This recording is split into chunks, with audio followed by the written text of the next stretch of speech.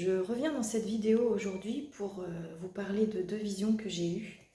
Le Seigneur m'a montré quelque chose pour nous les chrétiens et puis aussi pour ceux qui ne sont pas encore à Jésus-Christ. Donc dans la première vision, j'ai vu le Seigneur qui était devant une cour de récréation avec des petits-enfants qui jouaient, qui s'amusaient. Ils étaient vraiment petits parce que cela vraiment ressemblait à une cour d'école maternelle. Et les enfants se couraient après. Et il me dit, parce que j'entends, « Tu vois, mon Père vous voit toujours comme cela. Et vous devez être toujours comme cela, insouciant devant Dieu. Non pas insouciant devant les hommes, mais insouciant devant Dieu. » Et la deuxième vision que j'ai eue, je vois le Seigneur Jésus monter des grosses marches sur une montagne. Et en parallèle de cette image de montagne, je le vois marcher dans le désert. Et j'entends aussi, mes enfants doivent aplanir la montagne quand ils sont dans la difficulté et arriver au sommet quand ils devront atteindre ma stature. En fait, dans ces deux visions-là aussi, ce que je veux vous parler, c'est de la souffrance en Christ. Le désert, c'est pour rester focus sur le Seigneur Jésus-Christ. Tout comme le Seigneur Jésus a marché dans le désert pendant 40 jours. Il a été confronté à la déshydratation, il a été confronté à la souffrance, il a été confronté à Satan lui-même. Mais il devait traverser ce désert. Et chaque chrétien doit au moins une fois dans sa marche avec le Seigneur traverser ce désert. C'est pour cela qu'il m'a montré ces deux images-là. Parce que la souffrance de Dieu, c'est une éducation de sa part. Ce n'est pas une éducation comme vos parents, c'est une éducation dans l'esprit. Ce n'est pas une éducation dans la chair, c'est une éducation dans l'esprit. Donc il y a des choses que l'on doit vivre dans cette vie pour pouvoir atteindre la stature de Christ.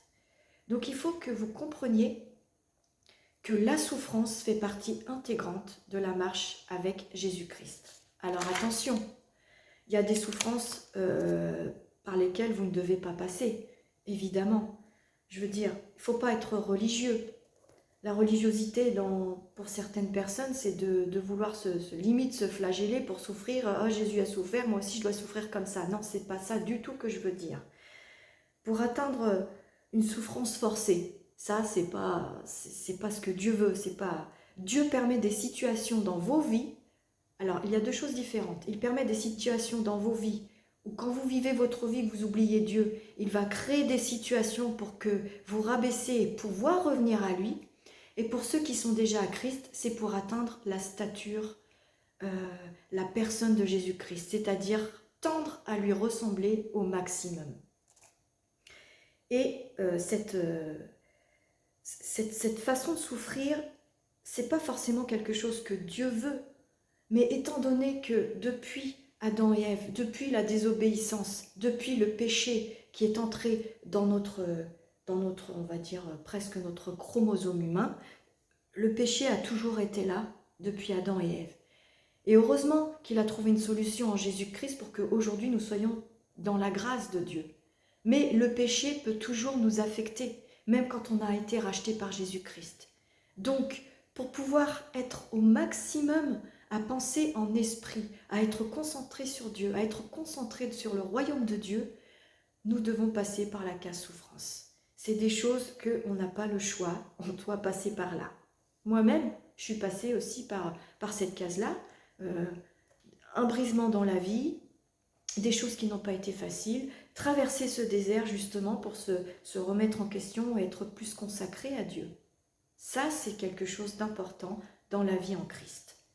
Mais évidemment, on ne va pas souffrir tous les jours. C'est une saison où il va y avoir des souffrances, et puis des jours où il va falloir se concentrer, des jours où il va falloir se consacrer. C'est de la souffrance dans la chair, c'est de la souffrance dans la consécration, c'est de la souffrance qui peut être un petit peu morale aussi.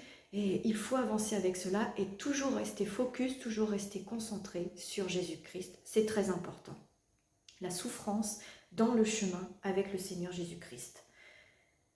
Il y a aussi la persécution. La persécution fait partie intégrante du chemin chrétien. Nous n'avons pas le choix et c'est écrit dans la parole de Dieu. En fait, Dieu n'éduque pas ses enfants comme le monde, il éduque ses enfants dans l'esprit. C'est vers ça que nous devons tourner. Donc la souffrance aussi, c'est pour faire taire notre chair et que notre esprit soit bien réveillé. Notre esprit doit prendre le dessus sur notre chair. Et je sais que ce n'est pas facile. Quand on a encore des choses à guérir en nous, quand on a des choses encore à réparer en nous, ce n'est vraiment pas facile de faire passer l'esprit d'abord, comment on va penser en esprit, comme Dieu pourrait penser, et ne pas penser avec l'intelligence de notre monde. C'est un travail à faire, c'est des recherches à effectuer, c'est de prier, c'est d'avoir la foi en Dieu et de lui demander son aide. Le Saint-Esprit va t'aider. C'est une formation. Cela fait partie de notre formation pour Dieu. Donc, vis-à-vis de la souffrance, 1 Pierre, verset 9. Résistez-lui, en parlant du diable, avec foi ferme, sachant que les mêmes souffrances sont imposées à vos frères dans le monde. Vous n'allez pas être les seuls à souffrir, il y en a beaucoup d'autres dans le monde qui souffrent au même titre que vous pour avancer dans la marche avec Christ. Au verset 10, le Dieu de toute grâce qui vous a appelé en Jésus-Christ à sa gloire éternelle après que vous aurez souffert un peu de temps, vous perfectionnera lui-même, vous affermira, vous fortifiera, vous rendra inébranlable. Cela permet d'avancer plus facilement sur le chemin avec Dieu. Quand tu es concentré sur Dieu, je t'assure que c'est plus facile d'avancer sur le chemin avec Jésus-Christ parce que tu restes concentré sur Jésus et tu n'es pas concentré sur les choses du monde. Il faut vraiment travailler dans son esprit pour cela. Quand vous comprenez des principes spirituels, c'est plus facile d'avancer. D'ailleurs, dans la parole, il est dit « Mon peuple périt par manque de connaissance ». Plus vous amassez la connaissance dans votre cœur, plus vous amassez la connaissance dans votre esprit, plus vous allez comprendre le fonctionnement du royaume de Dieu. Plus vite vous l'avez compris, plus vite vous irez avec Jésus-Christ. Alors évidemment, il y a toujours une période de stagnation dans la marche avec Jésus-Christ, mais ça fait partie aussi de la formation. Quand Dieu veut vous élever, je vous assure, il vous élève. Parce que Dieu est toujours avec vous. Il est omniprésent, omnipotent, omniscient. Il est toujours été là et il sera toujours là. Il n'a pas changé, il est toujours le même. Dans 2 Timothée, verset 11. À quelle souffrance n'ai-je pas été exposé à Antioche, à Icône, à Lystre? Quelle persécution n'ai-je pas supportée? Et le Seigneur m'a délivré de toutes. Là, on parle de l'apôtre Paul en fait. L'apôtre Paul était quelqu'un qui en voulait à Dieu, qui était en colère et qui s'attaquait, qui persécutait lui-même les chrétiens. Et pourtant, c'est une des personnes qui a écrit le plus de choses au niveau de la sagesse, au niveau de la compréhension du royaume de Dieu, dans la parole, dans le Nouveau Testament. Et l'apôtre Paul était un grand homme. Et je pense qu'on serait tous en joie quand on verra le Seigneur de rencontrer l'apôtre Paul. C'était un grand homme, il a vraiment servi Dieu avec brio. Dans 2 Corinthiens chapitre 1 verset 5. Car de même que les souffrances de Christ abondent en nous, de même notre consolation abonde par Christ. Jésus, le Dieu de notre monde, le Dieu de nos cœurs, Père éternel, ne laissera jamais son enfant aller au-delà de ce qu'il ne peut supporter. Parce qu'il vous connaît depuis le commencement du monde. Il vous a pensé en esprit, il vous connaît depuis le début. Donc il ne vous laissera pas souffrir au-delà de ce que vous pouvez supporter, soyez-en sûrs. La souffrance fait partie intégrante de la marche avec le Seigneur Jésus-Christ. Le but, donc, c'est de garder votre chair éteinte et de garder votre esprit réveillé et qu'il prenne le dessus. Galates chapitre 5 verset 16. Je dis donc, marchez selon l'esprit et vous n'accomplirez pas les désirs de la chair. Galates 5, 17. Car la chair a des désirs contraires à ceux de l'esprit et l'esprit a contraires à ceux de la chair. Ils sont opposés entre eux afin que vous ne fassiez point ce que vous voudriez. Ça, c'est un point très important. C'est écrit dans la parole de Dieu. Voilà pourquoi j'ai vu ces deux visions. Parce que la sagesse du monde n'est pas la sagesse de Dieu. La pensée du monde n'est pas la pensée de Dieu. Elle est complètement différente. Et cela est depuis la désobéissance d'Adam et Ève. Et il ne faut pas rentrer dans cette pensée humaine, il faut tout de suite réagir.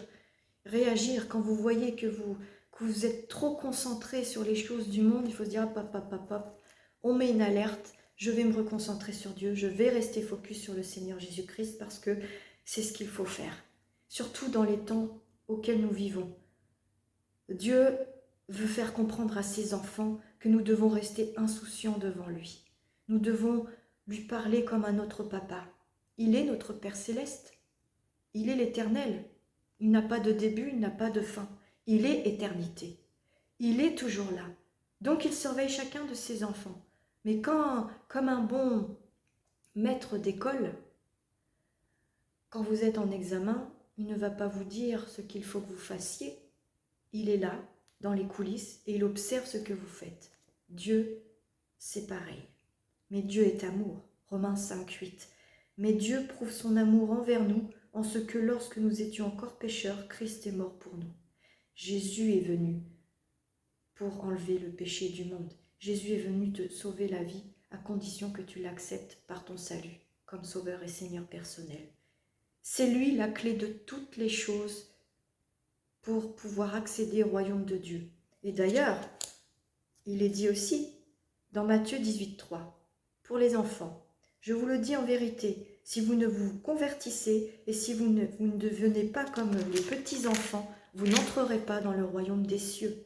Si tu n'acceptes pas Jésus-Christ comme ton sauveur et Seigneur personnel, tu n'auras pas accès au royaume des cieux. Et le jugement à la fin ne sera pas le même. C'est pour cela qu'il est encore temps. C'est pour cela que nous, les chrétiens, on insiste tant et que l'on donne des messages sur Jésus-Christ. Il m'a vraiment montré, et c'était à quelques jours d'intervalle avec ces deux visions, qu'il faut que l'on garde cette âme d'enfant, si je peux dire ça comme ça, devant Dieu. Vous devez être comme des enfants. Vous demandez quelque chose, c'est tout de suite à Dieu qu'il faut aller. Vous priez, vous vous concentrez sur Dieu. Vous avez des problèmes, vous vous concentrez sur Dieu. Mais vous savez que vous avez la victoire en Jésus-Christ. Je ne dis pas que vous allez souffrir tous les jours. C'est juste vis-à-vis des visions que je peux vous donner, de ce qu'il m'a montré, de montrer cette cour de récréation avec ses enfants, de me montrer qu'il fallait que son enfant passe par le désert, c'est une marche obligatoire, et de devoir monter cette montagne pour arriver à sa stature. Parce que quand on ascensionne, si on monte dans une montagne, physiquement je parle, si on va monter dans une montagne, il va falloir préparer tout un équipement, ça va nous faire souffrir physiquement pour arriver au sommet. On va avoir faim, on va avoir soif, on va avoir du mal à respirer, parce que plus on arrive en altitude, plus il est difficile d'arriver en haut de la montagne. Mais une fois qu'on l'a fait, on se sent soulagé, on a fait quelque chose, on a fait un exploit. Donc, de marcher sur le chemin de Jésus-Christ, qui, je le rappelle, est une porte étroite à ouvrir dans le monde. Jésus-Christ est une porte étroite, c'est une image pour montrer que pour arriver à Jésus, il faut en entendre parler. Et ceux qui ne pensent pas du tout à Dieu ne vont pas du tout penser à Jésus-Christ. Pour eux, Jésus, ça va être un personnage historique, mais voilà, ils ne vont pas plus loin. Alors que quand on commence à le connaître, là, on a envie de le suivre. Là, on a envie de le chercher de tout son cœur. Non pas chercher ce que sa main peut faire, mais chercher son cœur. De même que toi qui m'écoutes, tu vas vouloir lui donner ton cœur. Tu vas vouloir tout faire pour Jésus-Christ. On veut être parfait comme Jésus-Christ. Il va nous donner des situations qui vont nous faire souffrir pour éviter que l'on soit dans la colère. Si tu es coléreux, il va te mettre dans des situations pour éviter que tu te mettes en colère, mais il va te montrer des situations, il va dire là, il va falloir que tu gères cette situation. Ou la frustration. Il y a tellement de choses que le Seigneur peut te faire vivre pour éviter que tu retombes dans le même schéma pour dire voilà, là Jésus aurait fait ça comme ça, je pense, alors il faut que je fasse comme Jésus-Christ. C'est en ça que je parle de la souffrance. Ce n'est pas une vie de dessin animé, ce n'est pas une vie de bisounours, si je peux m'exprimer ainsi. Jésus-Christ est une personne réelle et une personne vivante. Il a donné sa vie pour toi. Il veut que tu réussisses. Et il utilise les visions pour que l'on puisse prévenir le peuple de Dieu. Il utilise cela pour que l'on puisse parler, parce que ce sont les pensées, c'est les images de Dieu, pour pouvoir vous affermir dans la foi. Gardez la foi. Ne soyez pas en colère contre Dieu. Et si vous êtes en colère contre Dieu, eh bien je vous invite à lui demander pardon. à venir à lui, ouvrir votre cœur pour justement être comme un enfant. Votre stature en Christ va être excellente si vous marchez comme un enfant, comme vous demanderiez à votre Père charnel. Si vous demandez des choses, il ne va pas vous dire non. Il va vous éduquer dans la chair. Mais je rappelle, Dieu veut vous éduquer en esprit pour que dans votre esprit vous soyez fort et affermi dans la foi, affermi dans l'amour qu'est Jésus-Christ. C'est très important. Je peux vous dire que je ne sais pas comment aurait été la vie si Adam et Ève n'avaient pas désobéi. Ils auraient gardé la présence de Dieu en eux, parce qu'il faut savoir que le Saint-Esprit était parti quand ils ont péché, et c'est pour cela que le monde est comme il est. Mais peut-être que le monde aurait été autrement, je ne sais pas, c'est un mystère de Dieu, je n'ai pas la révélation encore pour cela, peut-être que cela viendra, mais voilà, c'est le message que je voulais vous donner aujourd'hui. Ces visions étaient à quelques jours d'écart, et vous devez vraiment marcher pour être en accord avec Jésus-Christ. Et plus vous allez être concentré sur Jésus-Christ, plus vous allez pouvoir penser comme lui. Et même Dieu peut vous parler. Et même vous allez pouvoir aussi être dans le prophétique, à recevoir aussi des visions. Concentrez-vous sur Jésus-Christ. Soyez comme un enfant. Et faites-le passer en premier, s'il vous plaît. Faites-le passer en premier dans votre cœur. Si vous avez des choses à faire dans la journée, concentrez-vous sur lui. C'est lui que vous aimez le plus. Vous n'avez pas... Si vous adorez faire des balades en forêt, vous ferez passer cette balade en second. Ce sera Jésus d'abord. Ce sera la prière d'abord. Ce sera la communion avec le Saint-Esprit d'abord. Plus vous ferez ces choses, plus vous serez fidèle à Dieu, comme un enfant est fidèle à sa maman, à toujours être dans ses bras. Soyez toujours dans les bras de votre Père. Je vous assure que vous allez arriver à marcher et à rester insouciant comme un enfant devant Dieu. Si vous avez envie de pleurer devant lui, pleurez devant lui. Donnez-lui tout de votre personne, parce que c'est ce que Dieu veut. Voilà, c'était le message que je voulais vous apporter aujourd'hui. Un message qui a vraiment travaillé mon cœur. Un message qui m'a beaucoup parlé à moi aussi, parce que vous savez, parfois, nous aussi, on s'écoute, on s'entend. Ne voyez pas moi une femme qui vous parle, mais voyez un message vraiment profond de Dieu par le Saint-Esprit, comme si le Saint-Esprit avait utilisé ma bouche pour pouvoir vous apporter ce message. Voilà, je vous bénis dans le nom puissant de Jésus-Christ, et j'espère que vous allez pouvoir être éclairés, être affermis, garder cette foi ferme et définitive, et que vous soyez inébranlables, parce que oui, mon frère, oui, ma sœur, vous êtes forts en Christ. Et si vous êtes tombés, relevez-vous. Dieu vous prend par la main. Dieu vous attrape et vous relève. Il n'y a jamais rien qui sera aussi négatif dans votre vie pour ne pas que Dieu vous relève. Je vous bénis dans le nom de Jésus et je vous souhaite une très bonne journée. Amen.